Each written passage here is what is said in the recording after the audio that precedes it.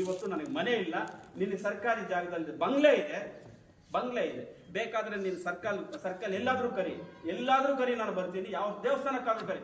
ನನ್ನ ಆಸ್ತಿ ಏನಾದ್ರೂ ಇದ್ರೆ, ನನ್ನ ಮಕ್ಕಳು ಹೆಂಡತಿ ಏನಾದ್ರೂ ಇದ್ರೆ, ನೀನು ಯಾರಿಗೆ ಹೇಳ್ತೀಯ ಅವ್ರಿಗೆ ಬರ್ಕೊಡ್ತೀನಿ. ನೀನು ಚೇಳೂರು ಬಂದು ಸಂಪಾದಿಸಿರೋ ಆಸ್ತಿ ನಾನು ಹೇಳಿದವ್ರಿಗೆ ಬರ್ಕೊಡ್ತೀಯಾ? ಬರ್ಕೊಂಡಾಗಿದ್ರೆ ನಾನು ರೆಡಿ. ನಾಳೆ ಅಂದ್ರೆ ನಾಳೆ. ದಯವಿಟ್ಟು ಇಲ್ಲ ಸಲ್ಲದ ಆರೋಪಗಳನ್ನ ಮಾಡಬೇಡಿ. ಸೀತಾಯ ರಾಮಯ್ಯ ಅವರು ಈ ಚೇಳೂರಲ್ಲಿ, ಕರೆ ರಾಮರೆಡ್ಡಿ ಅವರು ಈ ಚೇಳೂರಲ್ಲಿ ಇದ್ದಂಥವ್ರು, ಗಲ್ಲಿಗೆ ವೆಂಕಟರೆಡ್ಡಿ ಅವರು, ಅವರು ಸ್ಥಾನಿಕರು, ಹಿರಿಯರಿದ್ದಾರೆ, ಎಲ್ಲ ದೊಡ್ಡ ನಾಯಕರುಗಳಿದ್ದಾರೆ, ದೊಡ್ಡವರ ಕುಟುಂಬಗಳಿದ್ದಾರೆ.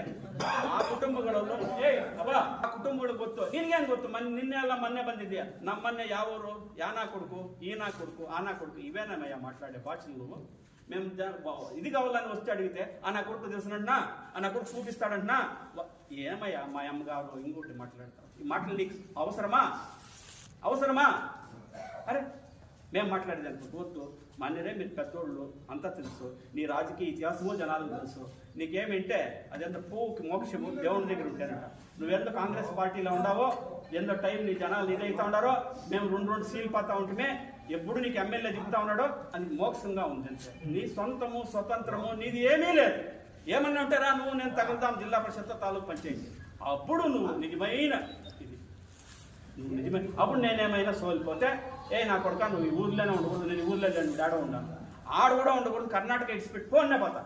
లేకంటే నువ్వు సోలు ఇడిచిపెట్టిపోతావా?